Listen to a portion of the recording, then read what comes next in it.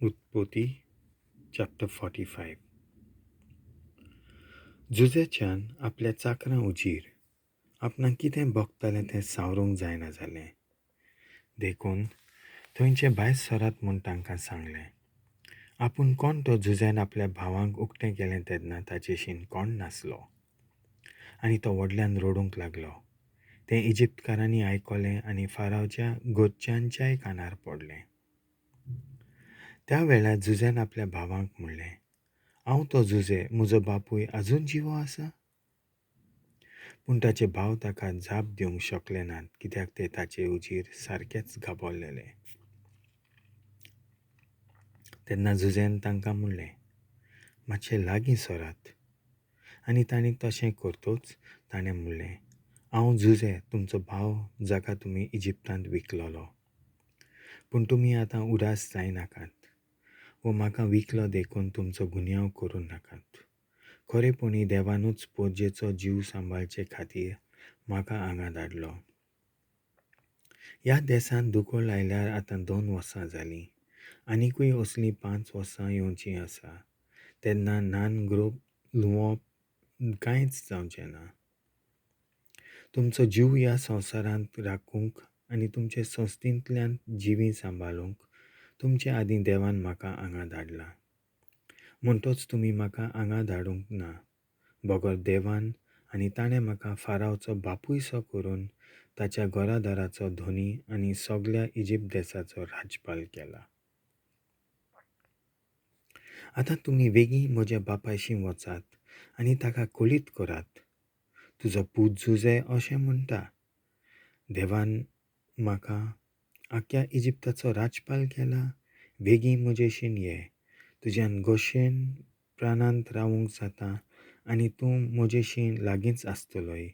तूं, तुजीं भुरगीं, तुजीं नातरां, तुजीं मेंढरां आनी बोकड्यो, तुजीं गोरवां आनी तुजें आसा तितलेंय घेवन हांगा ये. थंय म्हज्यान तुजो सांबाळ करूंक जातोलें. भुके दुकोलांचीं आनीक 5 वर्सां उरल्यांत. तूं आनी तुजें कुटुंब आनी सगळें तुजें तें दुर्बळकायेन जियेलेलीं म्हाका नाका. आनी आतां तुमी सगळे आनी तूं बेंजामीन लेगून हांव खरेपणी तुमचे लागीं उलयतां म्हूण तुमीच पळयलां. इजिप्तांत म्हाका कितलो मान आसा आनी तुमी देखलां तितलेंय म्हज्या बापायक सांगात आनी बेगीन ताका घेवन हांगा येयात. ताणें बेंजामिनाच्या गोळ्याक वेंग मारली आनी रडलो. आनी बेंजामीनूय ताच्या भुजार रडलो. आनी ताणें एकान एक सगळ्या आपल्या भावांक उमो दिलो आनी एकल्याचेर पडून रडलो. हाचे उपरांत ताचे भाव ताचे कडेन उलोवंक लागले. जुजेचे भाव आयल्यात ही खबर फारावच्या राजमहालांत पावली. ती आयकून फाराव आनी ताचे चाकर खुशाल जाले. फारावन जुजेक म्हणलें, तुज्या भावांक सांग, अशें करात. तुमचीं जनावरां लाडून कानान देसांत बेगीन वचात. तुमी तुमच्या बापायक आनी तुमच्या गोच्च्यांक घेवन म्हजेशीं येयात.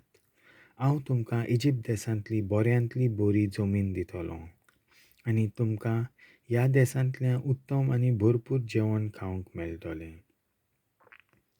तांच्या बायलां भुरग्यांक हाडूंक इजिप्तांतल्यो गाडयो घोडे व्हरात म्हूण तांकां हुकूम घाल आनी तांच्या बापायक घेवन हांगा येयात.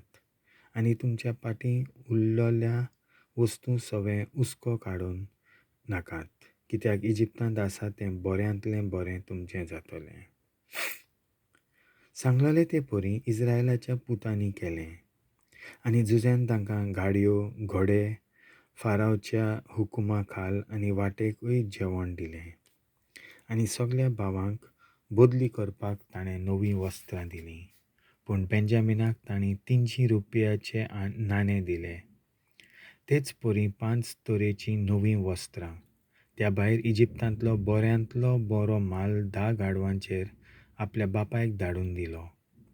आनीक 10 स्त्री गाडवांचेर ओरोफ, उंडे आनी वाटेक ताच्या बापायक जेवण खाण घालें.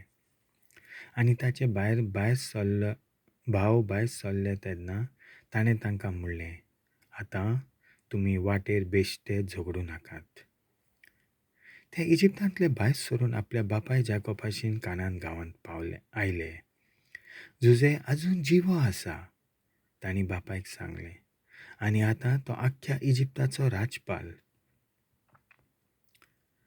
जाकोब निनवल्या पोरी जालो आनी तांचें सोत मानिनासलो. पूण जुजेन कितें म्हणलें तें ताका कोलीत कोतोच आनी घोडे गाडयो आनी इतलो माल हाडलोलो पळोवन जाकोब ताच्या बापायचो जीव भरलो. आनी इस्रायलान म्हणलें, हेंच पुरो म्हाका. म्हजो पूत जुजे आजून जिवो आसा. मोचे आदीं थंय वचून हांव ताका पळयतलों.